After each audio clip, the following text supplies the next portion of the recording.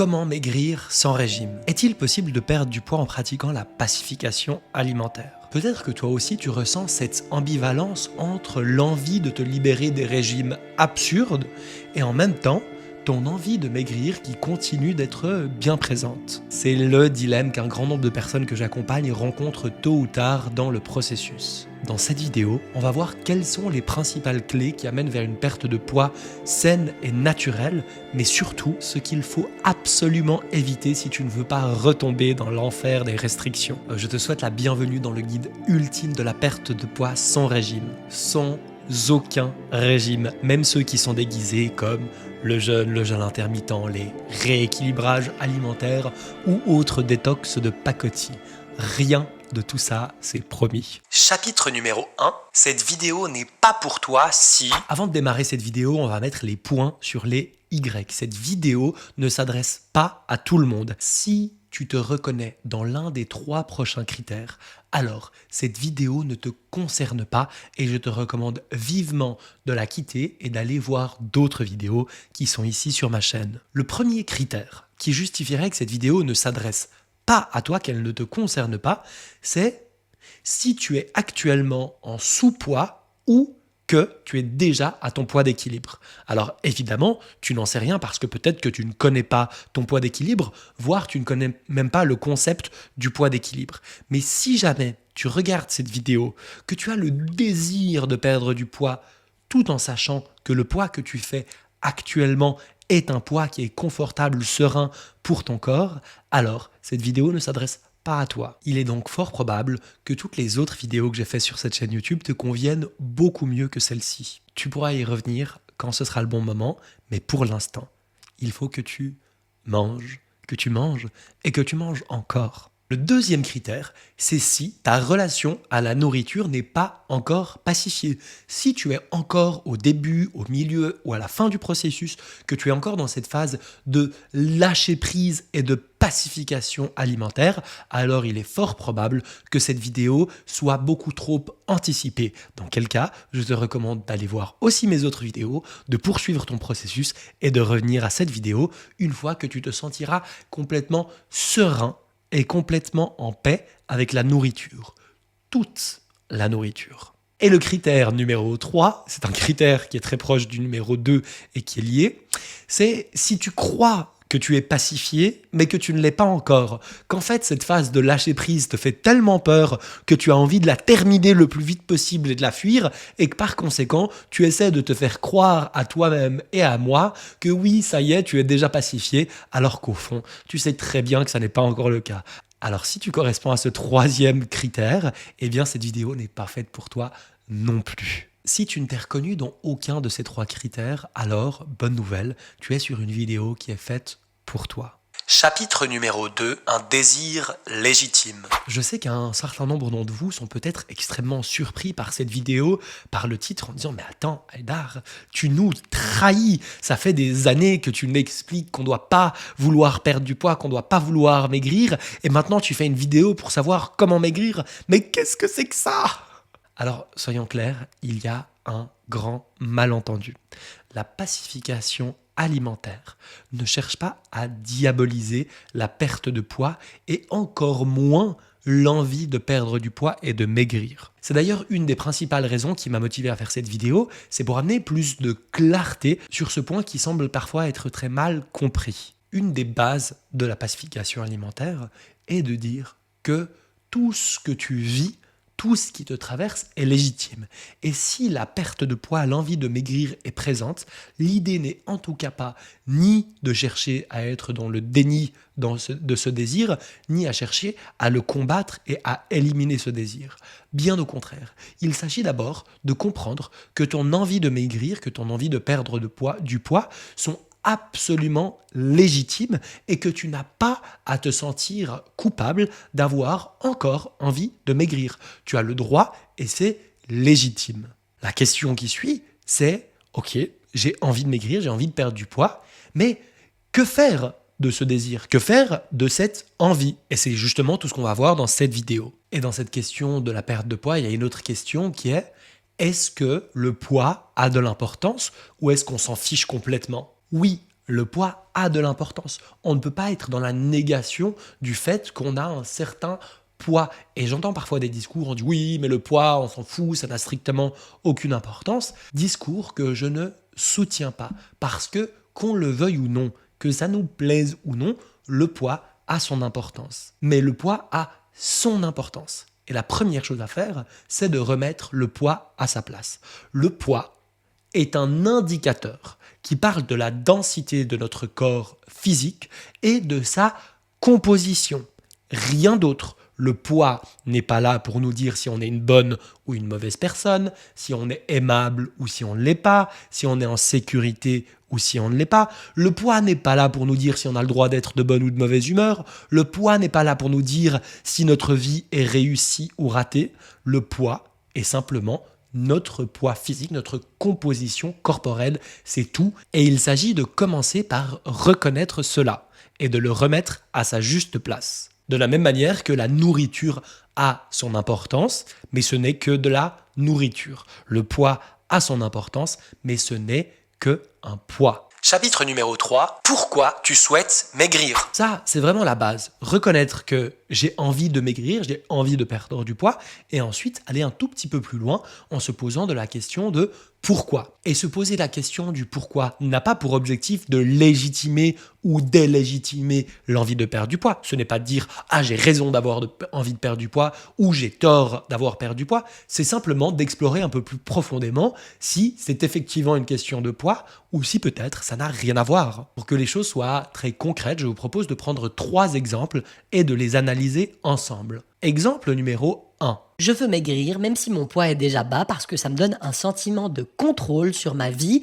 de performance par rapport à la nourriture et que j'ai envie de ressembler aux images que j'ai vues sur Instagram. Et oui, je sais que vous n'avez pas quitté la vidéo quand je vous l'ai dit de le faire et que vous êtes encore là à m'écouter dans l'espoir de trouver des trucs et des astuces pour vous permettre de descendre en dessous de votre poids d'équilibre. Dommage, je ne ferai pas ça ici, mais je continue de m'adresser à toi qui te reconnais en ce moment. Dans cet exemple-ci, on voit l'expression typique d'un problème de poids qui n'a strictement rien à voir avec le poids.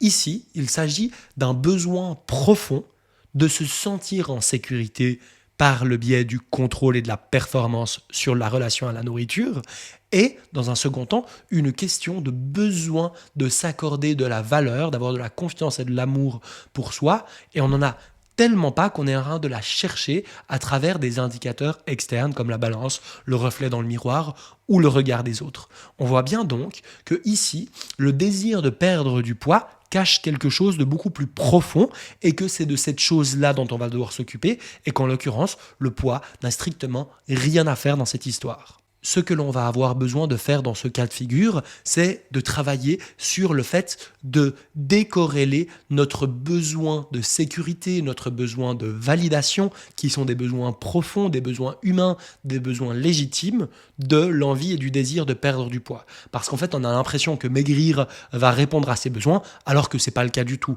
Bien au contraire, ça va fragiliser la réponse à ce besoin, et donc on a besoin de venir couper ce lien-là et de comprendre que le besoin de sécurité, le besoin d'amour, le besoin de validation, on y répond par beaucoup d'autres stratégies qui n'ont rien à voir avec la nourriture, rien à voir avec le corps, mais qui ont plus à voir avec le dialogue interne et notre manière d'interagir avec le monde. Exemple numéro 2. Je veux maigrir parce que je suis grosse, moche, inintéressante. Et que comme ça, personne ne voudra jamais de moi. Encore une fois, ici, on est face à une problématique qui n'a strictement rien à voir avec le poids. On est face à une violence, une maltraitance qui est auto-infligée et il s'agit de son alléger. Ce qu'on comprend ici avec ces 2 exemples, qui sont un peu caricaturaux mais c'est intentionnel, c'est qu'en fait, le poids est simplement un prétexte et qu'il y a quelque chose de beaucoup plus profond.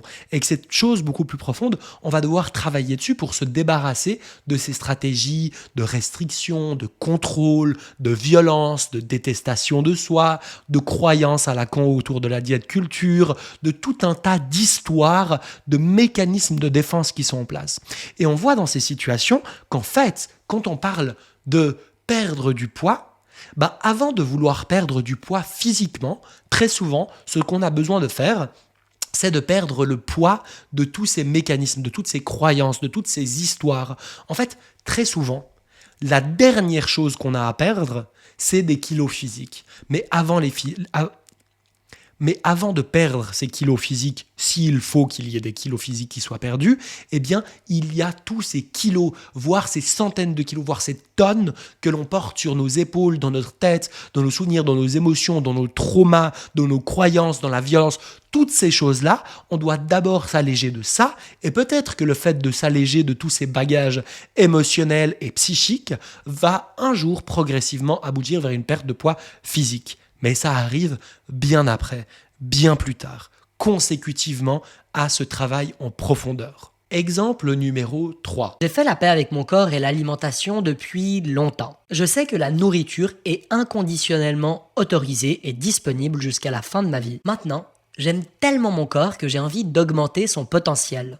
En fait, je rêve de pouvoir faire ce marathon ou d'escalader cette montagne avec mes enfants, et pour le moment, mon poids entrave la possibilité de le faire. Ah, dans ce dernier exemple, il semble que l'on se rapproche de quelque chose qui est effectivement lié à la question de perdre du poids.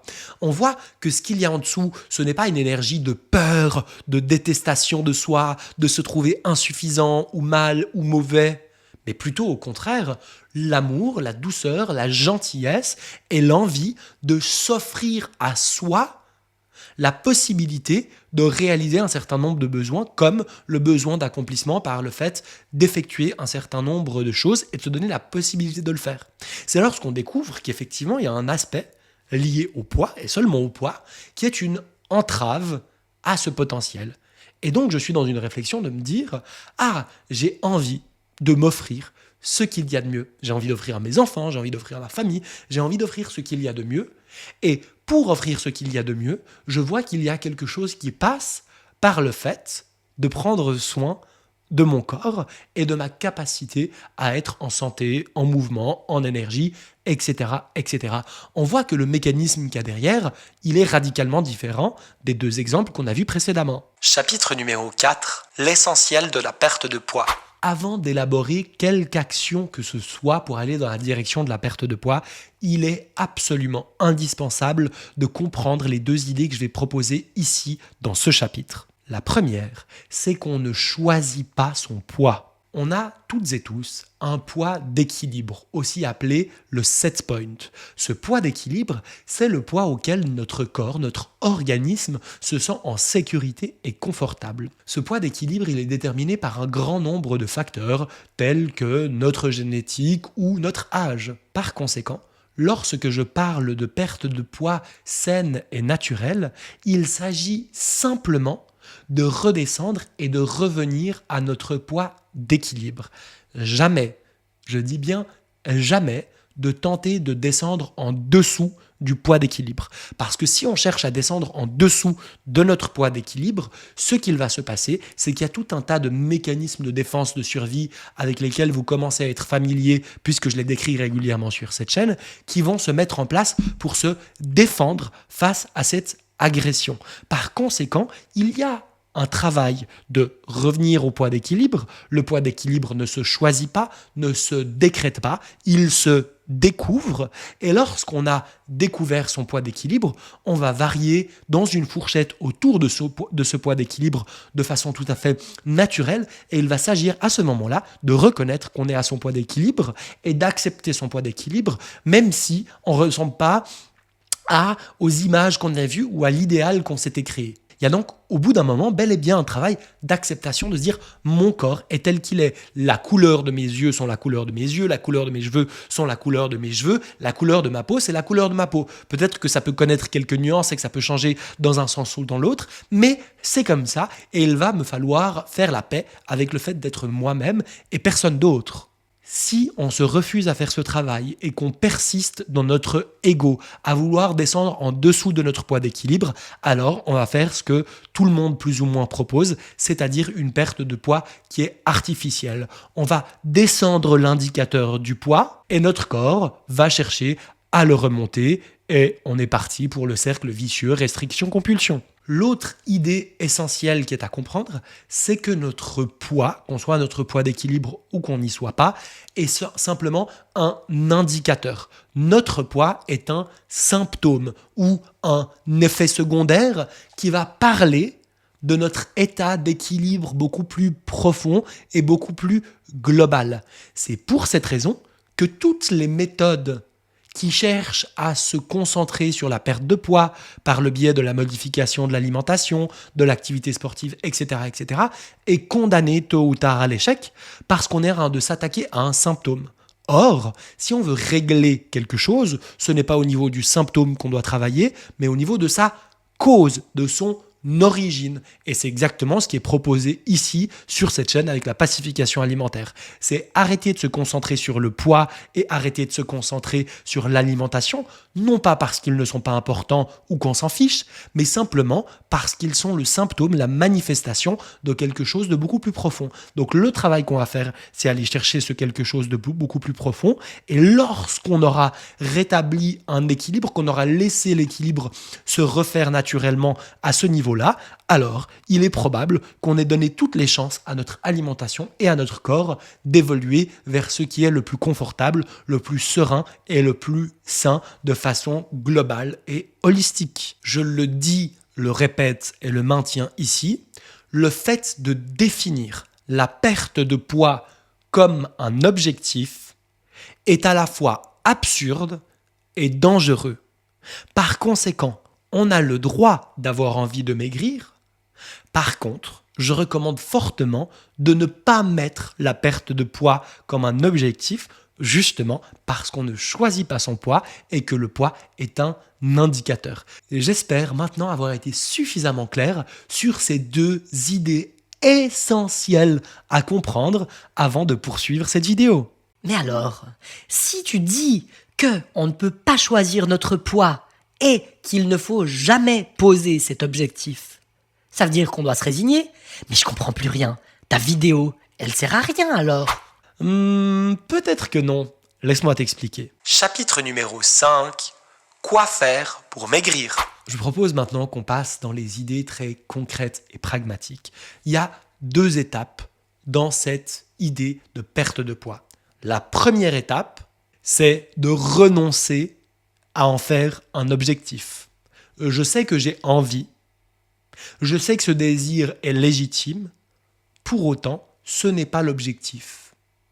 Mais alors, c'est quoi l'objectif? Et c'est là qu'on passe à l'étape numéro 2. Je ne choisis pas mon poids, par contre, je peux travailler sur tous les facteurs qui vont déterminer mon poids. On sait aujourd'hui qu'il y a plusieurs dizaines, voire plusieurs centaines de facteurs qui vont définir notre poids et notre composition corporelle. C'est quelque chose qui est extrêmement complexe. Mais dans ces facteurs, il y a 2 catégories importantes. La première catégorie, c'est la catégorie des facteurs déterminants de notre poids qui ne dépendent pas de nous, souvent qu'on appelle des facteurs innés. Par exemple, notre ADN, notre héritage génétique. Pour le moment, ces facteurs-là sont des facteurs sur lesquels on n'a pas d'emprise, pas de pouvoir, on ne peut pas modifier, ou en tout cas pas pour le moment, notre ADN et notre génétique. Par conséquent, et si on en suit la philosophie stoïque, tout ce qui ne dépend pas de nous, tout ce sur quoi on n'a pas de pouvoir, alors il est absurde de s'en préoccuper ou de mettre de l'énergie dessus, parce que de toute façon, ça ne changera rien. Par conséquent, on doit tourner notre regard vers la deuxième catégorie de facteurs, ceux sur lesquels nous avons de l'influence.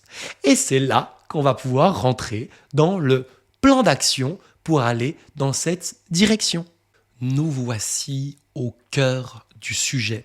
Je vais vous donner par ordre d'importance, par ordre chronologique, quels sont les 5 facteurs déterminants pour aller vers une perte de poids saine et naturelle.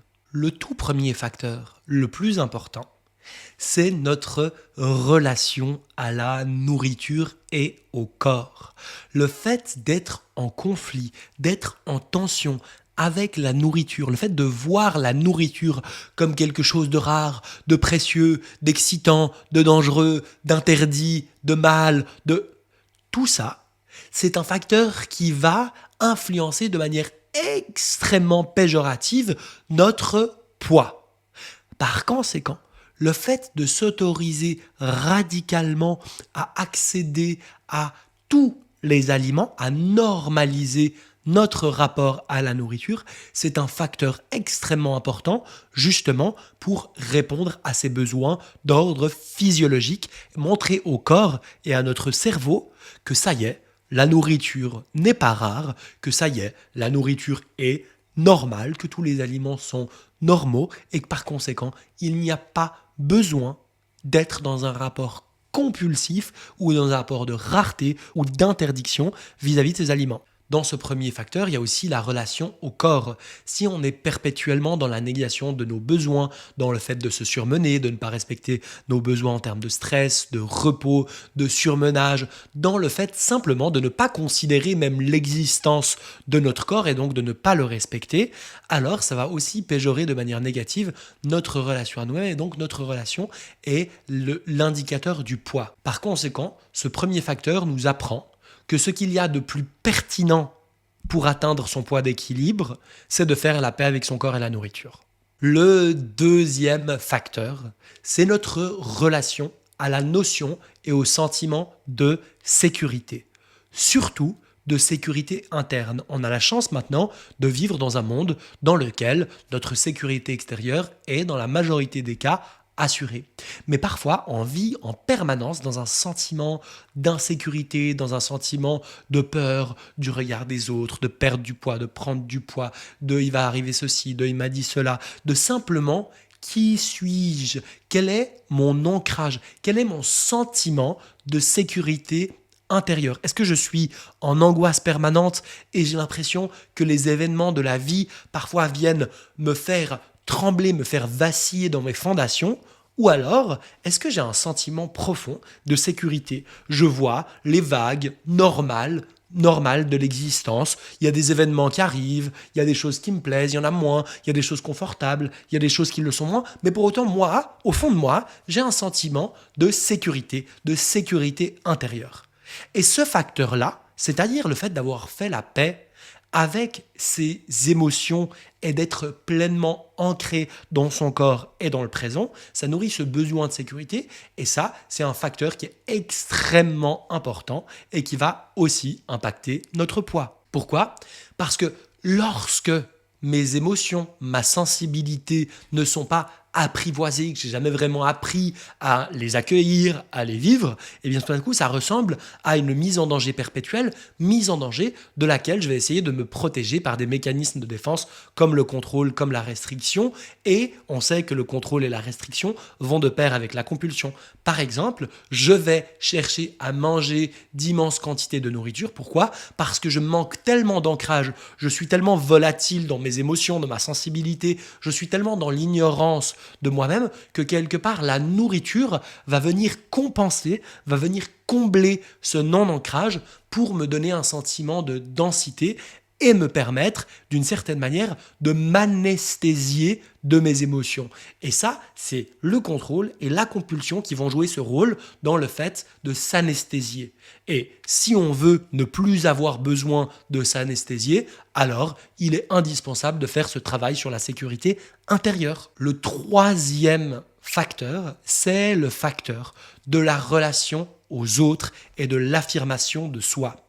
Si dans mes relations, je suis en permanence en train de trahir mes besoins et mes limites, si même je ne les connais pas, pour plaire aux autres, pour m'adapter aux autres, pour servir les autres, pour aider les autres, pour ceci et pour cela, eh bien, il est certain qu'au bout d'un moment, il va y avoir un retour du bâton. C'est-à-dire que la place que je n'ai pas pris dans le monde, la place que je n'ai pas pris dans le groupe, la place que je n'ai pas pris dans la relation par le fait de dire les choses, de poser mes limites, d'exprimer mes besoins, eh bien, quand je ne fais pas ça, quand je ne respecte pas ça, eh bien, je vais aussi chercher, en tout cas mon corps va trouver des stratégies alternatives, des stratégies de compensation qui à nouveau vont passer par le fait de se restreindre, de se contrôler ou d'être dans la compulsion, c'est-à-dire tout ce que je n'ai pas pu dire, exprimer, alors je vais manger pour essayer d'étouffer ce magma émotionnel de l'affirmation de soi qui ne sait pas se faire et qui ne se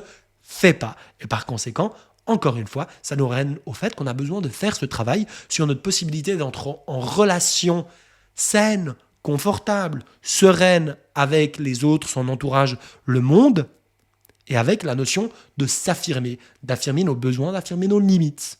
De la même manière, si je suis dans un profond manque de relation aux autres, dans un profond manque, peut-être que j'ai besoin de douceur, peut-être que j'ai besoin d'affection, peut-être que j'ai besoin de reconnaissance, peut-être que j'ai besoin de connexion, peut-être que j'ai tous ces besoins sociaux et je n'y réponds pas. Je n'y réponds pas parce que je n'ai pas conscience de ces besoins ou alors que je me sens complètement démuni face à ces besoins. Alors qu'est-ce que je fais ?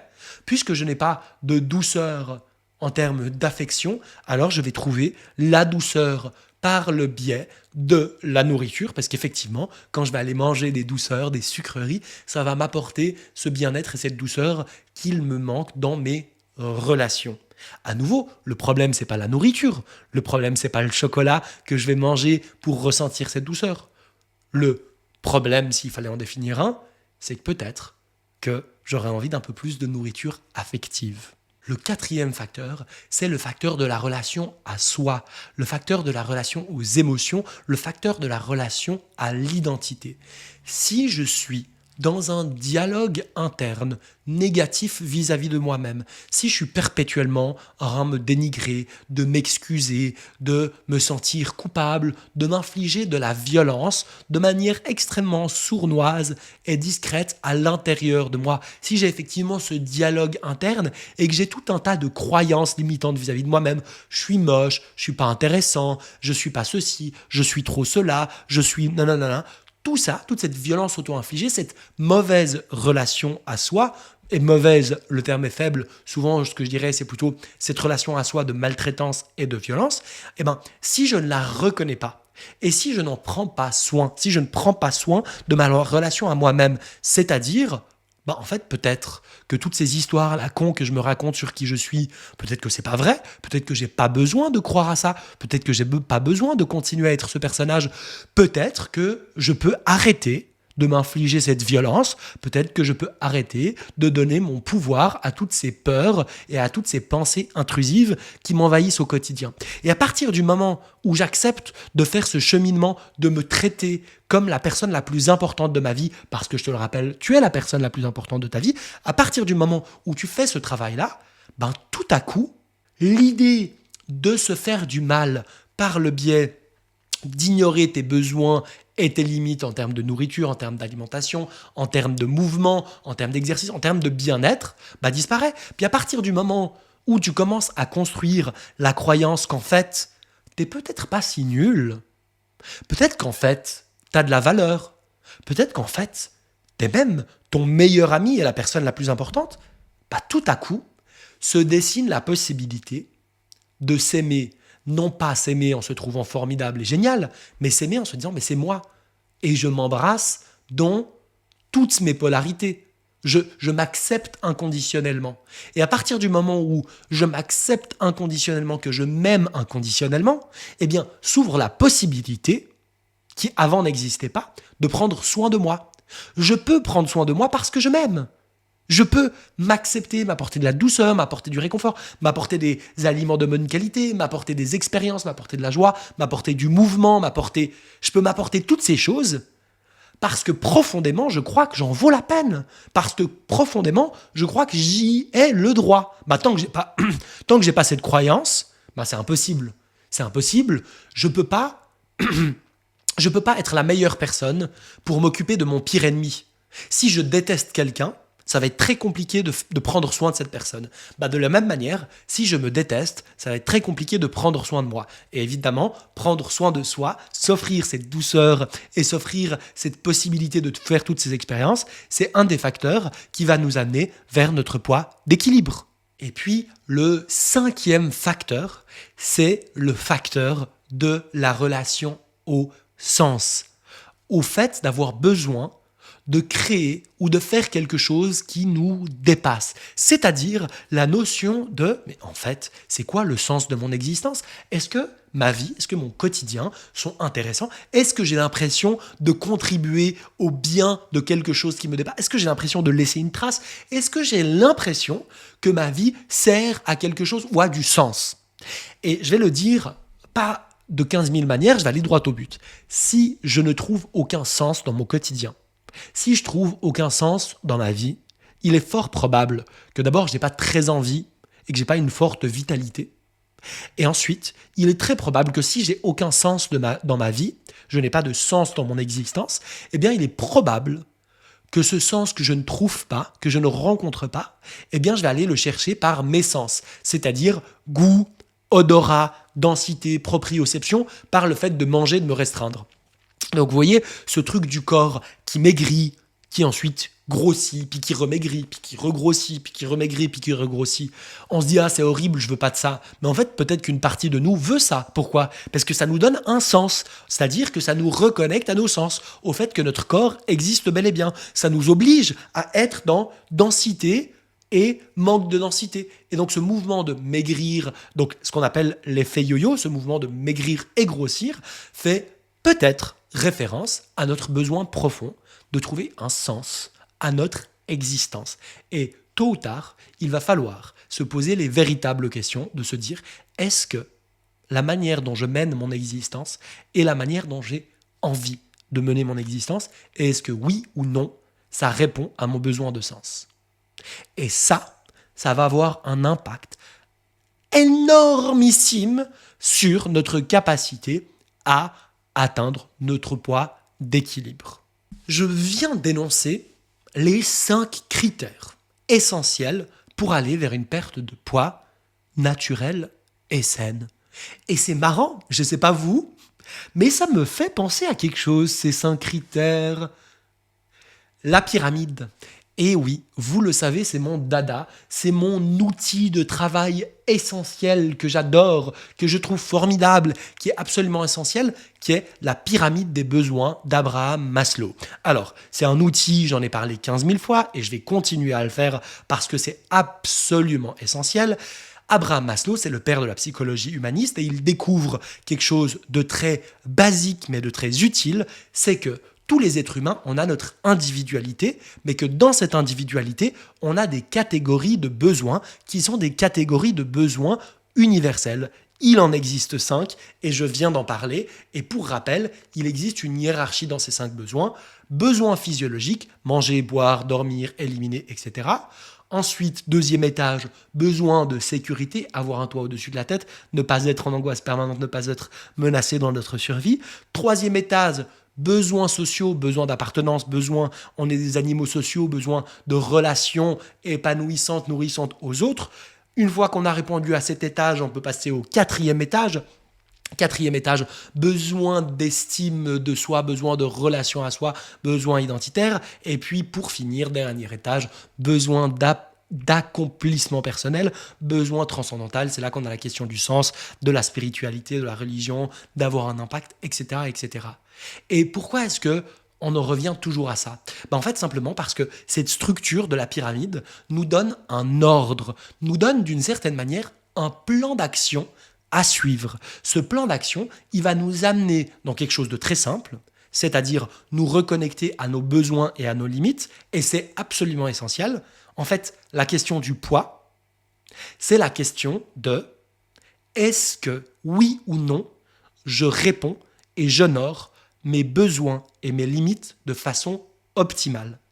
On voit donc que ce n'est pas soit je veux perdre du poids, soit je fais la pacification alimentaire, mais c'est les deux ensemble. C'est-à-dire qu'il n'y a aucune perte de poids ou poids d'équilibre qui est envisageable sans avoir au préalable fait ce travail de pacification alimentaire.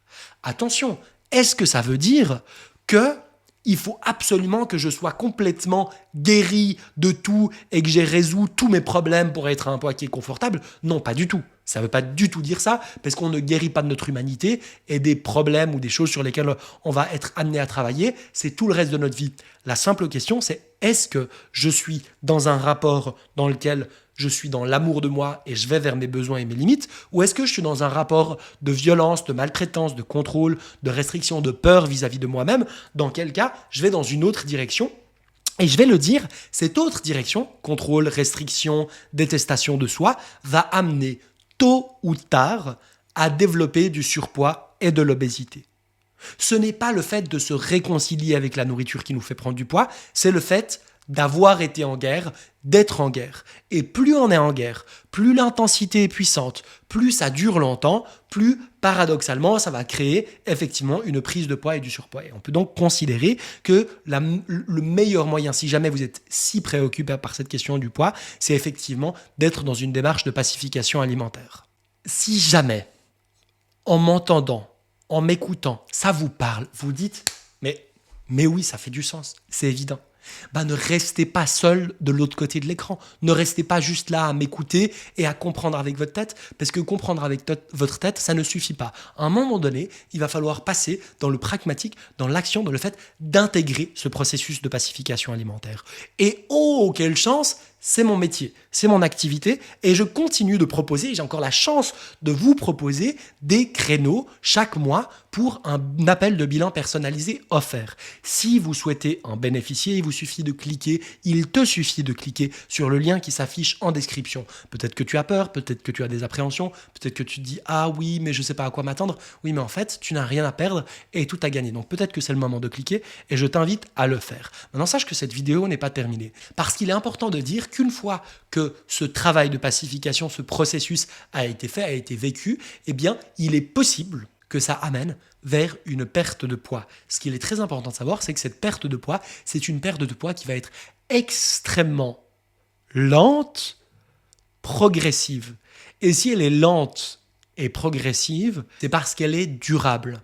L'objectif ici, ce n'est pas de perdre 3 kilos pour l'été. L'objectif ici, c'est d'atteindre votre poids d'équilibre et de le garder pour le reste de votre vie, pour que plus jamais ça ne soit un sujet et pour que plus jamais vous ayez besoin de perdre votre précieux temps et votre précieuse énergie à vous préoccuper de quelque chose qui n'a pas besoin qu'on s'en préoccupe parce que notre corps est intelligent, parce que notre corps sait très bien faire ça et qu'il n'a pas besoin de l'intervention de notre mental tyrannique et égotique. Donc oui, d'une certaine manière, au bout d'un moment, on va avoir la possibilité de se faire du bien par tous les moyens que je viens d'évoquer. Et dans les trucs de se faire du bien, il va y avoir la possibilité de se dire, en fait, il y a certains aliments qui vont m'apporter des vitamines, qui vont m'apporter des minéraux, qui vont m'apporter des fibres. Et j'ai envie de donner ça à mon corps, j'ai envie d'offrir ça à mon corps. Je ne suis pas dans un rapport d'éliminer des choses, d'enlever des choses, je suis dans un rapport de m'apporter ce qu'il y a de mieux pour mon corps. Et puis, j'ai envie d'apporter à mon corps la possibilité d'exploiter ses muscles, d'exploiter ses articulations, d'exploiter ses tendons, d'exploiter mon système nerveux, parce qu'il est conçu pour ça. Mon corps est conçu pour me donner la chance de vivre toutes ces expériences, et donc avec douceur, avec gentillesse, avec curiosité, je vais m'offrir la possibilité de m'offrir ce potentiel d'expérience, de mouvement, de mise en action. Et toutes ces choses, les unes mises bout à bout avec les autres, vont nous amener à créer et à vivre et à laisser advenir cet équilibre le plus profond. Chapitre numéro 6, conclusion. Nous arrivons à la conclusion de cette vidéo qui a été longue et dense. J'aimerais, s'il vous plaît, s'il te plaît, si tu as aimé cette vidéo, si tu as des questions, s'il y a des remarques, s'il y a quoi que ce soit que tu aimerais ajouter ou interroger, fais-le dans l'espace commentaire. Je lis et réponds à tous les commentaires et je me réjouis de le faire pour le tien. Si on devait résumer tout ce qu'on a vu dans cette vidéo, c'est qu'en fait, contrairement à ce qu'on a toujours cru, ce n'est pas le fait de maigrir qui va nous permettre d'être heureux et de faire plein de choses. C'est le contraire. C'est le fait d'être heureux et de faire plein de choses qui peut-être va nous amener à maigrir pour rejoindre notre poids d'équilibre, notre poids set point. Encore une fois, si tu souhaites aller dans cette direction, si tu veux te donner cette opportunité-là, si tu veux prendre un vrai virage dans ta vie, tu as toujours la possibilité de réserver l'appel de bilan personnalisé offert. C'est un appel de vive voix avec moi qui aura lieu sur Zoom, durant lequel on pourra faire le point sur ta situation et voir où est-ce que tu te trouves dans ce processus. Et peut-être éventuellement qu'un jour, nous envisagerons de travailler ensemble dans le cadre du processus de pacification alimentaire, mais c'est quelque chose qui est vraiment pas systématique et c'est pour ça que je préfère ne faire aucune promesse à ce niveau-là. Si tu veux être sûr de ne louper aucun des prochains épisodes, je t'invite à t'abonner et à activer clochette, la petite cloche. Dans tous les cas, je te remercie pour ton attention et je te dis à la prochaine. Au revoir.